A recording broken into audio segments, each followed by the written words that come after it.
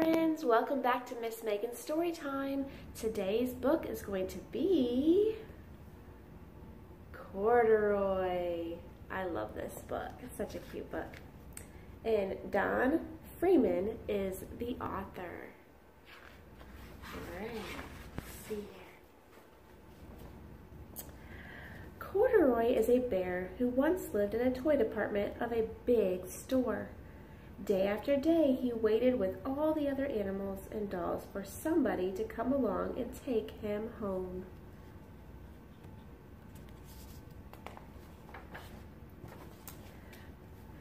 The store was always filled with shoppers buying all sorts of things, but no one ever seemed to want a small bear in green overalls. Then one morning, a little girl stopped and looked straight into Corduroy's bright eyes. "Oh, Mommy," she said, "look, there's the very bear I've always wanted." "Not today, dear," her mother sighed. "I've spent too much already.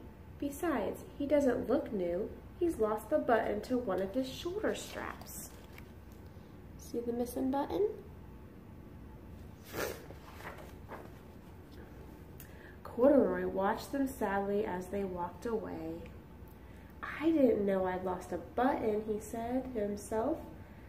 "Tonight, I'll go and see if I can find one."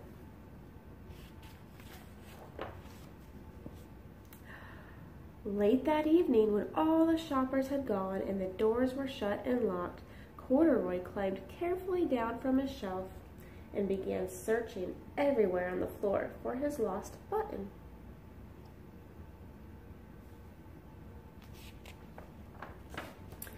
Suddenly, he felt the floor moving under him. Quite by accident, he had stepped onto an escalator, and up he went. Could this be a mountain, he wondered? I think I've always wanted to climb a mountain.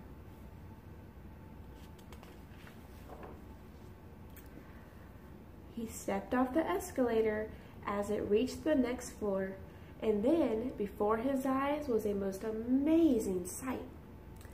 Tables and chairs and lamps and sofas and rows of beds. "This must be a palace," Corduroy gasped. "I guess I've always wanted to live in a palace."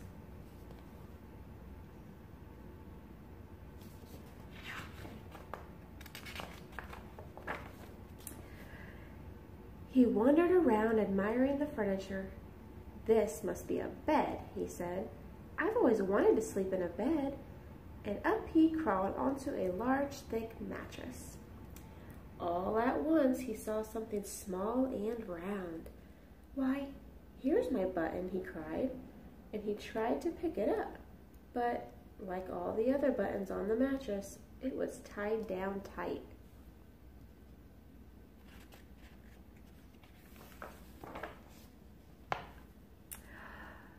He yanked and pulled with both paws until pop!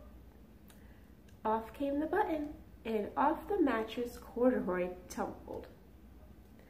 Bang! Into a tall floor lamp. Over it fell with a crash. Probably scared him. Corduroy didn't know it, but there was someone else awake in the store. The night watchman was going to his rounds on the floor above. When he heard the crash, he came dashing down the escalator. "Now, who in the world did that?" he exclaimed. "Somebody must be hiding around here."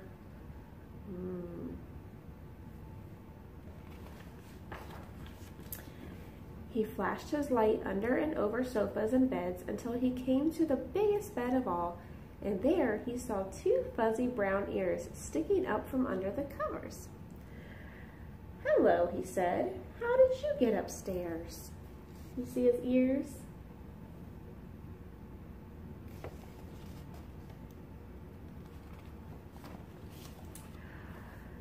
The watchman tucked Corduroy under his arm and carried him down the escalator and set him on the shelf in the toy department with the other animals and dolls.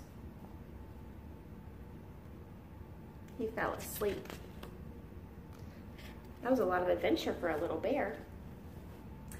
Corduroy was just waking up when the first customer came into the store in the morning. And there, looking at him with a wide, warm smile, was the same little girl he'd seen only the day before.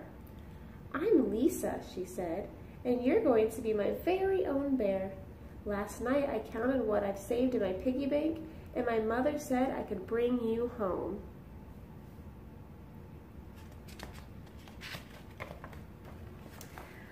"Shall I put him in a box for you?" the saleslady asked.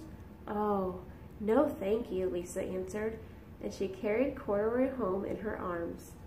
She ran all the way up 4 flights of stairs into her family's apartment and straight to her own room. Corduroy blinked. There was a chair and a chest of drawers, and alongside a girl-sized bed stood a little bed, just right sized for him. The room was small, nothing like that enormous palace in the department store. "This must be home," he said. "I know I've always wanted a home." Lisa sat down with Corduroy on her lap and began to sew a button on his overalls. "I like you the way you are," she said, "but you'll be more comfortable with your shoulder strap fastened."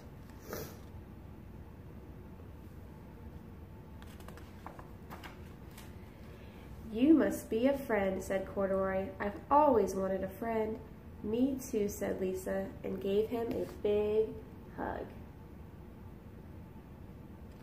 That's such a sweet story. I love this book. All right, friends, you have a blessed day, and we will see you next time.